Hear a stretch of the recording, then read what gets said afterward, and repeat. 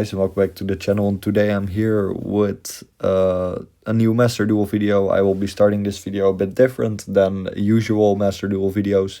First I'll go over the deck list and explain in depth what the deck list can do and why the card choices before the matches. And then afterwards, of course, the 10 matches against other decks, other players.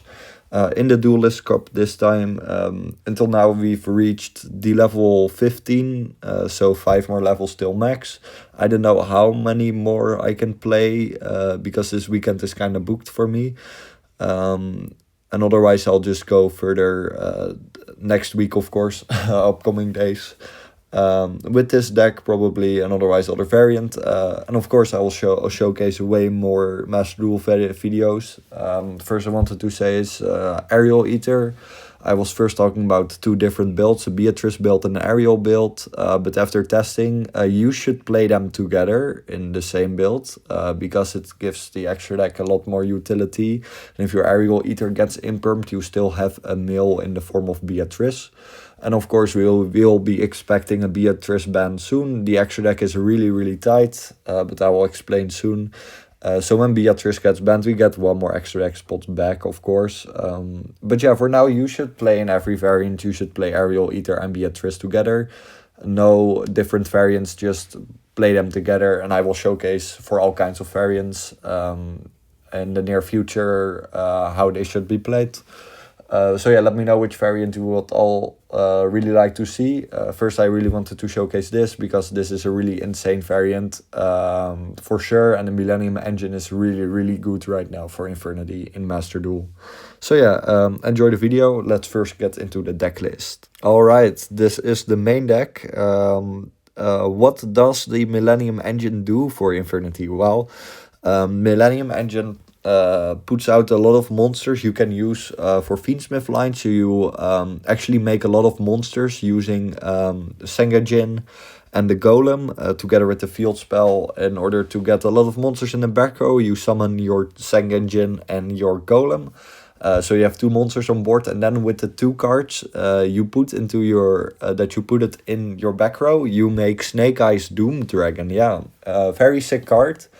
That provides another body, so you link the 2 of the names you have on the field off, then you make Moon, then Moon for Requiem, Requiem summon Engraver, and then with Engraver and Snake Eye Doom Dragon or a Millennium name, you make Sequence, make Aerial Eater, dump Harris or Stygian. Harris search Archfiend, of course. You can also just put Archfiend directly to the graveyard, of course, and use Yama lines to revive him. But for now, doing the combo wise, send Harris or Stygian, then Harris search Archfiend, then you summon Engraver back, then you overlay both for Beatrice effect, put Stygian or Harris, and then whichever you send it, you banish Stygian and summon Archfiend from hand, of course. Yeah, it's a very sick combo that you use with the Millennium engine. And it's a very good engine. So yeah, let's just get into the deck list. We play 1 Lurie, of course, for Fiendsmith. 1 Necromancer is all you really need for this variant. You would only play more in a synchro based variant, the synchro package being Ip, Omega and Savage or Baron. Omega is just really for max C, so you can keep on putting Launcher back into your deck, so you can just out deck them, of course, which is really funny. However, this extra deck is really tight, so you can't really include the Ip package, the synchro package I mean. So without Millennium you could definitely play that. I have also non-Millennium lists ready to go that I will showcase soon on the channel with the synchro package, and I will show how to play it then. Triple Tour Guide, it's your 1 card combo, of course. Harris and Rhino Warrior are the bricks you have to play, of course Harris being the biggest brick of them all. Triple Archfiend, you would really love to see Archfiend in your opening hand, because you can put him in the back row with, of course, with Waiju Temple. Otherwise, you already have access to Archfiend, so you can just Aerial Eater dump Stygian, and then just make with Fiendsmith and Aerial Eater, you can make Wave Hiking Caesar for nip protection, of course. Then, of course, the one Stygian, you only need one more, will definitely brick. Same with Patriarch. Patriarch has always been a one-off, never play more than one. Then for the Millennium engine, we play 2 Golem, 2 Sengengin, and 2 Temple. Because opening more, because if you play 3 of the Millennium cards, you will see them, you can see them all 3 in your hand being clocked up. But if you open 2 of them, you can just go for Sengengin, 2 Golem, 2 Wedge Temple to place the other one from your hand into the back row, which is pretty nice. So I would recommend to play them all at 2, because you would like to see them. Sure, you can play Temple at 1 or even at 3, but I would recommend to play it at 2. I really like the 2 ratio. Then double Engraver, of course. It's Semite. What can we do about that? Card destruction is really insane in a maxi-based format. You can search it with Trust. I actually have a replay in this video where we deck someone out using card destruction, which is really funny. Then we have Monster Reborn, Foolish, of course, being main Infernity staples always. Talents and Trust, together with Double Called By, are the non-engine spots I would like to use. Double Called By is just insane talents. Let's just play going first and second better, and Trust for your Trust targets being, of course, your one-off normal spells. Even Reaper, we play 1 Reaper because 1 Reaper is all you need, because we have 3 Launcher, of course. Let's fucking go. Yeah, triple launch is mandatory, of course, no doubt about that. Double Void Apocalypse for extra utility, and if you open more bricks, you can discard the brick with Void Apocalypse in order to mill a fiend already directly, which is really nice. And then for the traps, we actually play 3 traps because it's really valuable, and you can actually really consistently end on them, all 3. Of course, never play 3 barrier if you're playing 3 traps. Always 1 break, double barrier, because if your Infernities get outed, you still have an interruption in the form of break. But yeah, that's about it for the main deck. If any more questions, let me know in the comments and I will answer them, of course. Then for the extra deck, actually almost everything is mandatory. Your really flex spot is Chaos Angel at this moment. Saryuja can of course be cut, but Saryuja just comes up way too much for me, which makes it, in my opinion, mandatory for this version. Of course, in an Horus Millennium version, you wouldn't play Saryuja because you aren't really playing normal summons. Also have a list ready for that if you all want to see that, of course. Nightmare Griffin is endboard material. You can, of course, replace it with IP, but Nightmare Griffin is really insane in a best of 1 format. And of course, it's a light fiend, which is insane for Fiendsmith. But yeah, let's just get into it. Aerial Eater, of course, you make it with sequence. You dump a fiend. It's a Beatrice for fiend monsters, of course. Snake Eyes Doom Dragon is mandatory for your Millennium plays. For that extra body you can use to make Fiendsmith lines way more valuable. Chaos Angel, why did I play Chaos Angel? Because Chaos Angel is just so insane and a lot of decks can't out it. Keep in mind that this is a best of 1 format, so not a lot of people will have an out to Chaos Angel in their deck, of course. Chaos Angel is way too easy to make with Archfiend and Engraver, which is insane. Like, actually, I would really recommend you all to play this. And otherwise, I would recommend to play Underworld Goddess together with Baby Moon. Of course, you can kill board so easily. But yeah, Chaos Angel is just really broken, in my opinion. Dugares for Patriarch lines. Dugares is the sole reason. Patriarch is the sole reason why we play Dugares, of course. But yeah, Dugares, Patriarch are best friends. You really got to run them together. Beatrice, of course, if you need that extra dump, or you have the 1-card combo access or the Millennium combo access, you really have to need that extra dump, so Beatrice provides you that. And otherwise you make Wave Hiking Caesar, which is insane. It's a nip out and bestial out. Yeah, really love Caesar. Requiem, of course. I mean, that's really mandatory for Fiendsmith. This card is just way too insane, of course. Link once being broken, like always. a Super Producer Yama package for that extra extension that you really need. These cards are Infernity cards by heart.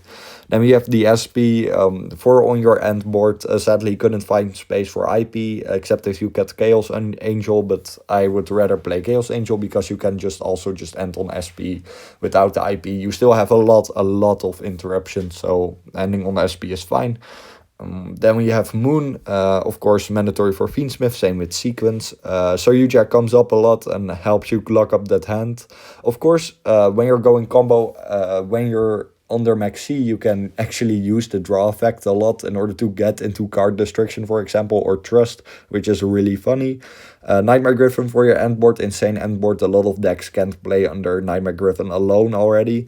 And then we have Appaloosa, of course. I mean, it's legal, so you got to play it. You make it for 4, like back in the good days with Infernity, of course, in the TCG.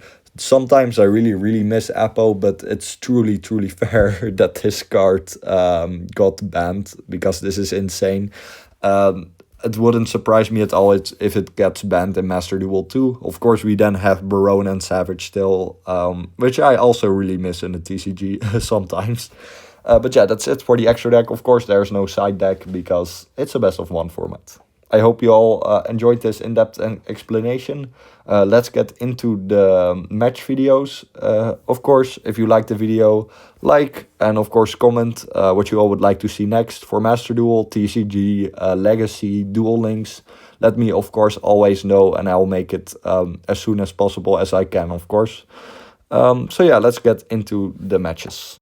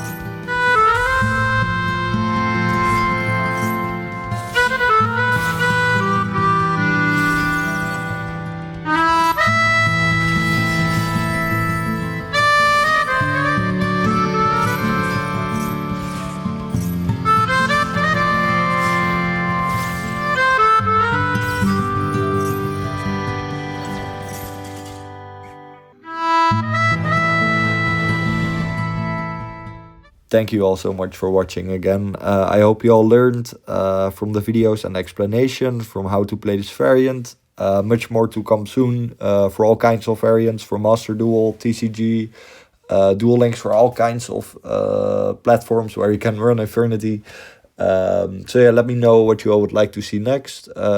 Of course, the TCG content will be a bit delayed because I think the ban list will drop this weekend. And hopefully we will see some good changes for Infernity. Launcher to 3, baby, let's go. But yeah, we'll see what will happen at the ban list. If the ban list doesn't drop this weekend, I will just do a TCG content again starting from Monday. And yeah, of course, if the ban list then drops, it is what it is. Yesterday went 3-1 actually with Infernity Adventurer Fiendsmith I've been cooking with. Really fun and really strong variants. I would really like to showcase that on the channel. But yeah, I will wait this weekend for the ban list because that can change things up of course. But yeah, let me know what you all would like to see next. For Master Duel, a lot more variants to come with the Aerial Eater release, of course. And I hope to make it to D-level max this season with probably this variant and otherwise another different Infernity variant. Currently D-level 15. So yeah, I have my hopes up and the matches have been going pretty nice. So yeah, let me know what you all would like to see next. Thank you all so much for watching. Infernity best deck, Infernity for life, forever and always.